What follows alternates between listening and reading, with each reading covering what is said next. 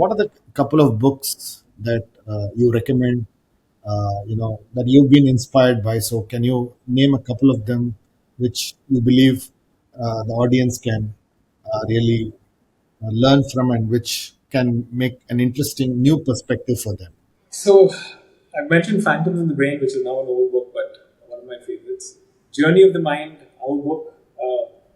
I'm biased, but I do think that it is the best introduction to neuroscience you'll find. But it was inspired by a book called Vehicles by someone called Valentino Greenberg. It's an old book again, perhaps a bit outdated, but a book I've loved, and clearly it lingered enough for us to make it the model for Journey of the Mind.